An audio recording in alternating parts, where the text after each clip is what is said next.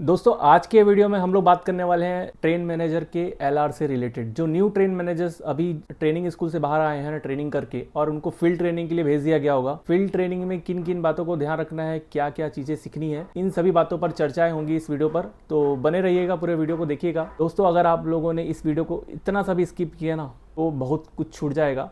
जो train manager है ये इस वीडियो को देख रहे हैं उन सभी से विनती है कि पॉज कर करके देखिए, थोड़े दिनों बाद देखिए, पूरा वीडियो देख लीजिएगा, आपको काफी नॉलेज होने वाला है। दोस्तों आप लोगों को ट्रेनिंग स्कूल का एग्जाम देके स्पेयर किया गया होगा, फिर आप लोग गए होंगे डीआरएम ऑफिस में, आपके ऑपरेटिंग डिपार्टमेंट के प्लानिंग कंट्रोल में, जहां पर भी वहां रिपोर्ट किए होंगे। रिपोर्ट करने के बाद आप लोगों को उस डिवीजन में स्थित अलग अलग लॉबी में, या हो सकता है सभी ट्रेन मैनेजर्स को एक साथ एक ही लॉबी में भेज दिया गया होगा। पॉसिबिलिटी है या तो कुछ ग्रुप बना के अलग अलग लॉबीज में भेज दिया गया होगा, जाओ आप लोग वहां जाके काम सीखिए, आप लोग वहां जाके काम सीखिए। पहला सवाल आपके मन में आएगा कि कितने दिनों तक एलआर दिया जाएगा। तो दोस्तों मैं आप लोगों को बता देता हूँ, एलआर तब तक दिया जाएगा जब तक ट्रेनिंग स्कूल का रिजल्ट नहीं आ जाता, क्योंकि ट्रेनिंग स्कूल के रिजल्ट में जब आप पास हो जाएंगे ना तब आपको रेलवे एक सक्षम रेल सेवक मानेगा, मतलब आप एक ट्रेन मैनेजर बनने के काबिल हो गए। उसके बाद ही आप लोगों का CMS ID बनेगा, पासवर्ड आप लोग को डिफॉल्ट दिया जाएगा, फिर उसके बाद आप रीसेट कर सकते हैं। ये सब चीज़ें आपकी ट्रेनिंग के रिजल्ट के बाद होंगी। तो ट्रेनिंग के रिजल्ट से पहले जितने भी दिन टाइम लगता है ना, वो उतना दिन आपका एलआर का होता है।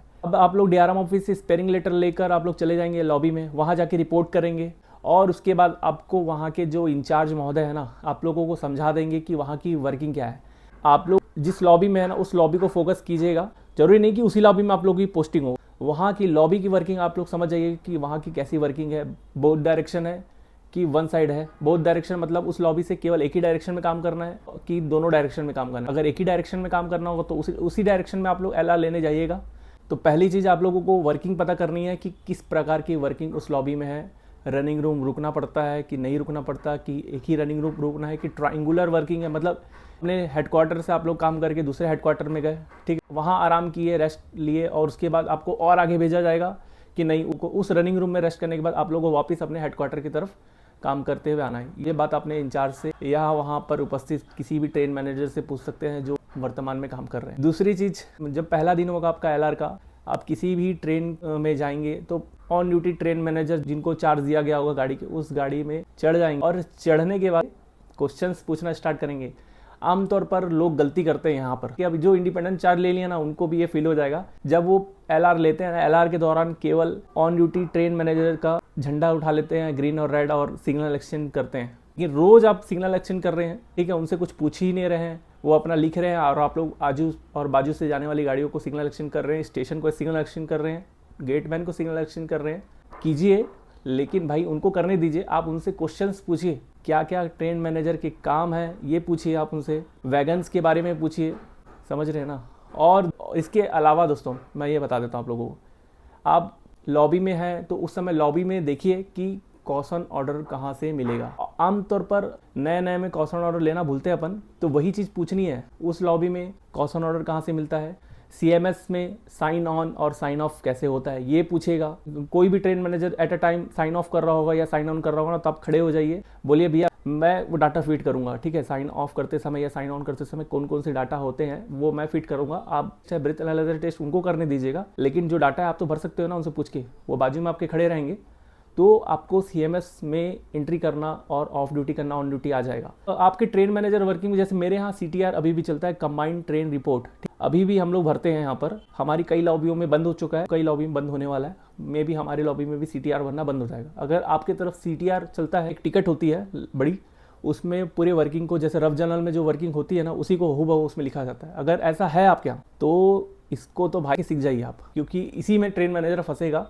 पहला दिन इंडिपेंडेंट चार्ज लेके आप जिस दिन वर्किंग करेंगे ना, आप CTR में क्या लिखूं, जो होता है ना परीक्षा बैठने के बाद हाथ नहीं चलता, यार क्या लिखूं, यार काम ही नहीं कर रहा दिमाग, ऐसा हो जाएगा। वर्किंग खत्म होने वाली होगी, आपसे लोको पायलट बोलेंगे कि गार्ड साहब, क्योंकि उनको आदत थी अभी गार्ड साहब बोलने की, तो गार्ड साहब टिकट दे दीजिए, बना लिया हो। तो आप बोलेंगे भैया अभी तो भर नहीं पाया मैं। ऐसा गलती मत कीजिएगा। अगर आपके यहाँ CTR चलता है भरना, तो उसी पर फोकस कीजिए, कैसे बनाया जाता है। अगर आपके यहाँ चलता है तो मुझे कमेंट कर दीजिए, हर्ष भी इस पर वीडियो बना दीजिएगा। CTR हमारे यहाँ चलता है, ठीक है, इसलिए इस पर वीडियो नहीं बना रहा हूँ क्योंकि कई जगह बंद हो चुका है। अगर आपके यहाँ चलता है तो ठीक है। अगली चीज़, अगर आपके यहाँ CTR बंद है तो आपके यहाँ 110% ट्रिप शीट भरते होंगे। ऑन ड्यूटी ट्रेन मैनेजर या ऑफ ड्यूटी ट्रेन मैनेजर से पूछ लीजिएगा कि ट्रिप शीट कैसे भरते हैं। फोटो खींच लीजिएगा ट्रिप शीट की, क्योंकि आपको भी वैसी ही ट्रिप शीट भरनी है। हमेशा भेड़ चाल होता है, सेक्शन नहीं बदलने वाला है, ट्रेनें भी वही रहेंगी, वर्किंग भी सेम रहेगा, तो ट्रिप शीट भी सेम रहता है, टाइमिंग चेंज होता है। तो फोटो खींच लोगे तो हूबहू डाटा चेंज करके आप शुरुआती तौर पर ट्रिप शीट भरना सीख सकते हैं। अब आ जाता है अगला, साइडिंग वर्किंग। आपको अपने लॉबी में, जहाँ आप लोगों का लॉबी का क्षेत्राधिकार है ना, उस क्षेत्राधिकार में पड़ने वाली सभी साइडिंग्स मतलब जहाँ माल लोड होता है, अनलोड होता है, ठीक है, उसको साइडिंग्स बोलेंगे, उनकी वर्किंग सीखनी है। एक चीज़ ये देखना है, और साला मैं तो सबसे लास्ट में बता रहा हूँ, अपने सेक्शन के स्टेशन के कोड जानने हैं कि अगला स्टेशन क्या आएगा। आप उसका चार्ट बना लीजिएगा सीक्वेंस वाइज। रेलवे में स्टेशन कोड बहुत मायने रखता है, स्टेशन कोड सही सही लिख कर याद कर लीजिएगा। याद करने की भी जरूरत नहीं है, एक दिन एक पेज में लिख के रफ जर्नल में चिपका लीजिए, और जिस दिन पहला ड्यूटी रहेगा ना, उस दिन उस स्टेशन कोड को देखकर लिखते जाइएगा, तो आप लोगों को पता चल जाएगा और धीरे धीरे करके याद हो जाएगा। समझ गए ना, अपने सेक्शन में पढ़ने वाले सभी स्टेशनों के स्टेशन कोड आप लोगों को याद होने चाहिए।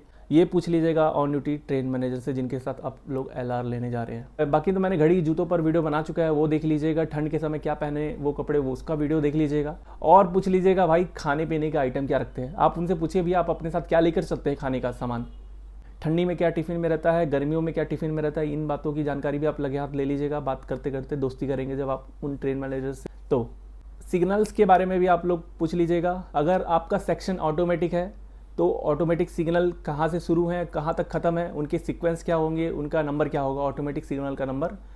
दूसरी बात, अगर आप लोगों का सेक्शन एब्सोल्यूट ब्लॉक वाला है तो आप लोग पूछ लीजिएगा भाई कहाँ पर IB सिग्नल पड़ेगा, अप डायरेक्शन का IB, डाउन डायरेक्शन का IB कहाँ पड़ेगा, ये पूछ लीजिएगा। उसके अलावा पूछ लीजिएगा कि कौन कौन से स्टेशन पैसेंजर हॉल्ट स्टेशन, इनके बारे में भी आप उनसे जानकारी ले लीजिएगा। आप लोग ये पूछ लीजिएगा उन ट्रेन मैनेजर से, भैया सेक्शन में कहाँ कहाँ स्टेशन पर रुकने से पानी की सुविधा है, मतलब पीने की पानी की व्यवस्था हो जाएगी कहाँ पर, बहुत ही ज़्यादा ज़रूरी है। इसके अलावा खाने पीने के स्टॉल जो होते हैं ना, कि अगर आपके पास खाना खत्म हो जाए तो भाई स्नैक्स कहाँ मिल जाएंगे। तो ऐसे ही गाड़ी छोड़ के नहीं जाएंगे, आप ऑन ड्यूटी स्टेशन मास्टर से पूछ के जाइएगा, भैया मुझे भूख लगी है तो मेरी गाड़ी नहीं चाहेगी तो मैं जाके वहाँ से कुछ लेके आऊँगा।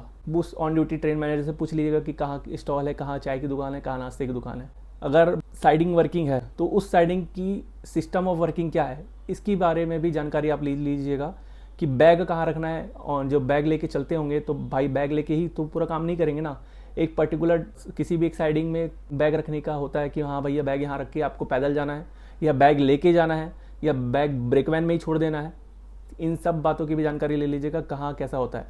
उसके अलावा GDR कहाँ करते हैं, GDR कहाँ नहीं करते हैं, ये भी पूछ लीजिएगा। GDR में क्या क्या लिखते हैं, GDR कैसे करते हैं, इसके पर भी मैंने वीडियो बना दिया है, किन किन पार्ट्स के नाम है, बहुत अच्छा वीडियो है, देख लीजिएगा। GDR पार्ट 1 है वो। और उन ट्रेन मैनेजर से भी पूछ लीजिएगा जो आपके साथ है।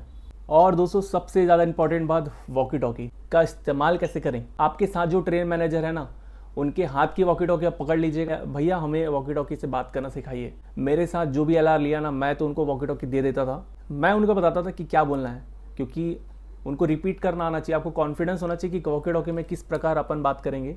ठीक है, पता चल रहा है आप गलत गलत बोल रहे हैं या आपकी जबान लड़खड़ा जा रही है। शुरुआती दिनों में होता ही है जबान लड़खड़ाने का, आप कुछ बोलना चाहते हैं और मुंह से कुछ और निकलता है, ऐसा होगा, ये कॉमन है, कोई बड़ी मिस्टेक नहीं है, लेकिन होती है। लेकिन आप अगर शुरू में ही आदत डाल देंगे LR के दौरान जितना भी समय मिल रहा है, तो आप अपने समय का सदुपयोग करते हैं और एक्सपर्ट हो जाएंगे। नाम उन्हीं का होगा जो काम अच्छे से करते हैं भाई, और नाम उन्हीं का बदनाम हो जाएगा शुरुआती समय में कि आप काम अच्छे से नहीं सीखे रहेंगे तो 100% आपको बोलेंगे यार उसको काम नहीं आता, यार वो ट्रेन मैनेजर काम नहीं सीखा है। तो ऐसा चाहेंगे कि आप नहीं ना। इसके अलावा फॉलिंग मार्क, ठीक है, हर जगह फॉलिंग खंबे लगे होते हैं, हर जगह गुजरने के बाद आप वॉकी टॉकी से थोड़ी बोल देंगे फॉलिंग क्लियर हो गया, पता चल रहा है वो थोड़ा आगे बढ़ा फिर आगे एक और फॉलिंग मार्क मिल गया।